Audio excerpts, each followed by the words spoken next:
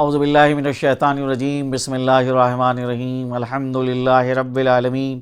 والصلاة والسلام علی اشرف الانبیاء والمرسلین، خاتم النبیین، شفیع ذنوبنا و طبیب نفوسنا، مولانا ابی القاسم محمد وآلہ الطیبین الطاہرین، اما بعد، رب اشرح لی صدری ویسر لی امری واحلل عقدۃ من لسانی یفقہوا قولی،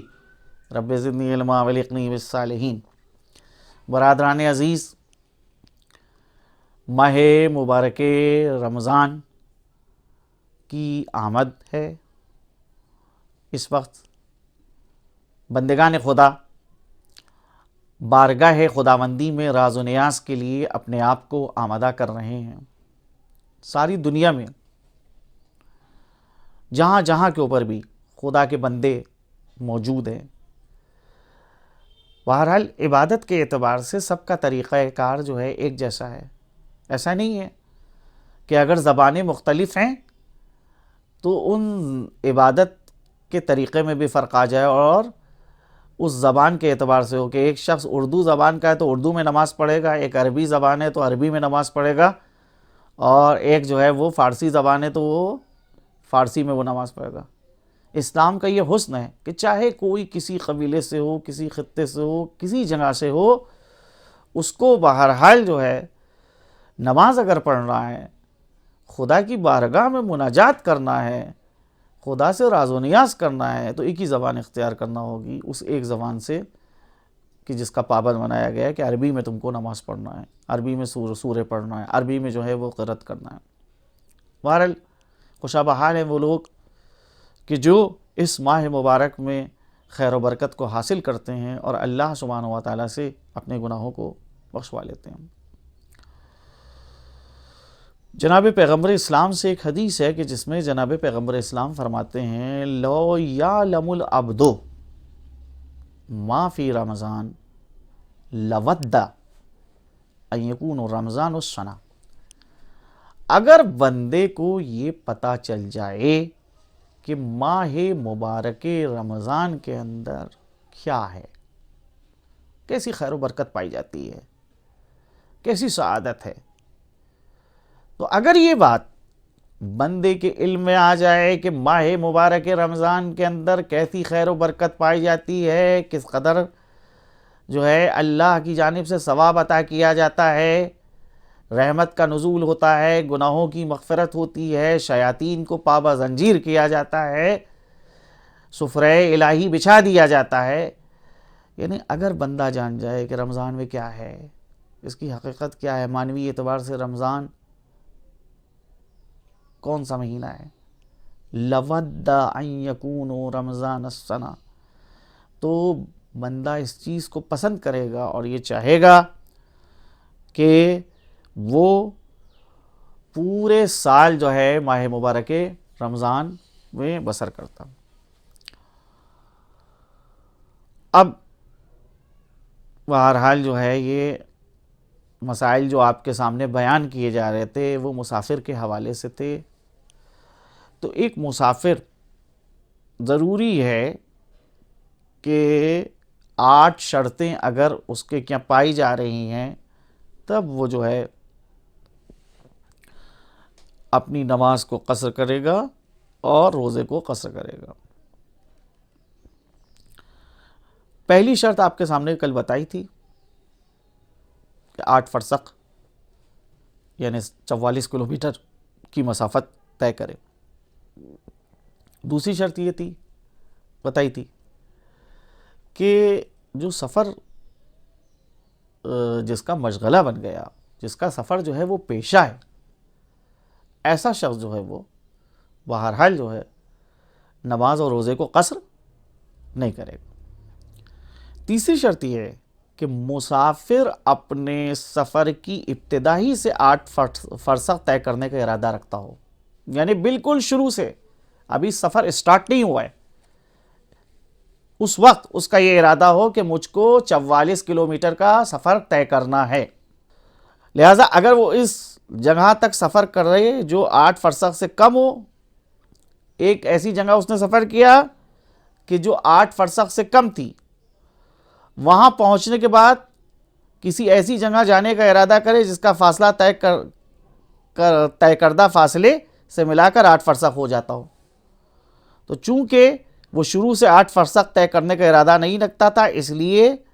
ضروری ہے کہ پوری نماز پڑھے، لیکن وہاں 8 فرسخ جانے کا ارادہ کرے، یا مثلا 4 فرسخ جانا چاہتا ہو یا پھر 4 فرسخ طے کرے،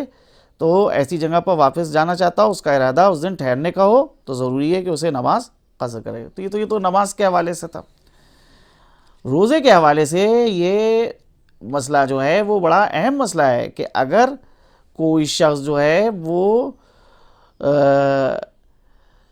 سفر کر رہا ہے اور وہ سفر جو ہے ابتدا سے اس کا جو ہے وہ نیت ہو 8 فرسخ طے کرنے کی، کہ 8 فرسخ میں سفر طے کروں گا، تو اس صورت میں وہ اپنے جو ہے نماز کو قصر کرے گا اور روزے کو بھی قصر کرے گا. لیکن اگر ابتدا سے نہیں تھا، ایک جگہ گئے اور اس کے بعد پھر وہاں سے پھر دوسری جگہ جانے کا ارادہ کر لیا اور پھر دونوں مسافتوں کو ملا کے 8 فرسخ قرار پا رہا، تو ایسی صورت میں نماز پوری پڑے گا اور پھر جو ہے نماز کو قصر نہیں کرے گا. دیکھیے ایک مسئلہ ہے جو درمیان میں ان شرائط سے ہٹ کے ہے کہ ماہ مبارک رمضان میں سفر کرنے میں کوئی حرج نہیں ہے، لیکن روزے سے بچنے کے لیے سفر کرنا مکروہ ہے. یعنی ایک انسان روزے سے بچنا چاہتا ہے، اس لیے سفر کرنا چاہتا ہے، تو یہ مکروہ ہے. اسی طرح رمضان المبارک کی 24ویں تاریخ سے پہلے سفر کرنا بھی مکروہ ہے، بجز اس سفر کے جو حج یا عمرے یا کسی ضروری کام کے لیے ہوں. مسئلے کی جانب غور کیجیے گا کہ ماہ مبارک رمضان میں سفر کرنے میں کوئی حرج نہیں، لیکن اگر کوئی روزے سے بچنے کے لیے کہ سفر کی حالت میں روزہ قصر ہو جاتا ہے، چلو سفر کرتے ہیں، اس لیے سفر کر رہا ہے، تو یہ سفر جو ہے وہ مکروہ سفر ہے. اس کے بعد یہ کہ 24 تاریخ جو رمضان کی ہے اس سے پہلے سفر کرنا جو ہے مکروہ ہے. ہاں لیکن اگر حج کی خاطر سفر کرنا پڑ رہا ہو یا عمرے کی خاطر سفر کرنا پڑ رہا ہو تو پھر یہ مکروہ نہیں. اس کے علاوہ ایک دوسرا مسئلہ کہ اگر ماہ مبارک رمضان کے روزوں کے علاوہ کسی خاص دن کا روزہ انسان پر واجب ہو، مثلا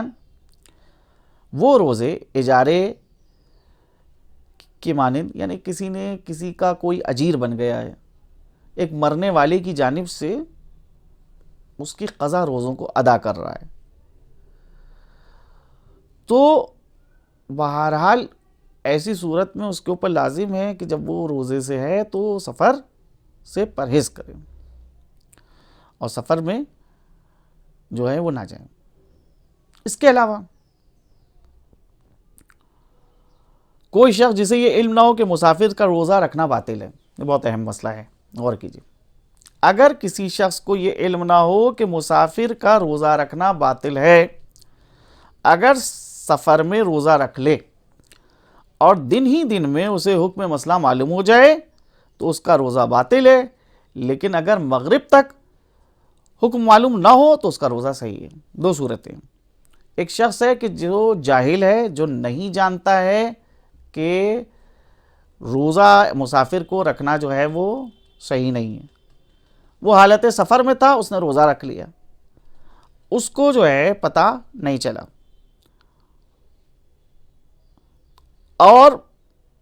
دن کے کسی حصے میں اس کو پتہ چلا کہ روزہ رکھنا ہے، تو وہ جب پتہ چلا ہے اسی وقت اپنے روزے کو توڑ دیں. لیکن اگر مغرب تک معلوم نہ ہو سکے اور مغرب کے بعد اس کو پتہ چلے کہ روزہ جو ہے وہ نئی مسافر کو رکھنا چاہیے تھا، تو ایسی صورت میں اس کا روزہ جو ہے وہ صحیح شمار کیا جائے گا. ایک چھوٹا مسئلہ اور کہ اگر کوئی شخص یہ بھول جائے کہ وہ مسافر ہے یا بھول جائے کہ مسافر کا روزہ باطل ہوتا ہے اور سفر کے دوران روزہ رکھ لے تو اس کا روزہ باطل ہے. یعنی پہلے سے ایک شخص جانتا تھا کہ وہ مسافر ہے اور یہ بھی جانتا تھا کہ مسافر کو روزہ نہیں رکھنا چاہیے، لیکن یہ وہ بھول جائے کہ وہ مسافر ہے یا یہ بھول جائے کہ مسافر کو روزہ نہیں رکھنا چاہیے اور سفر کے دوران روزہ رکھ لے، تو ایسی صورت میں اس کا روزہ جو ہے وہ باطل شمار کیا جائے گا. وآخر دعوانا الحمدللہ رب العالمین.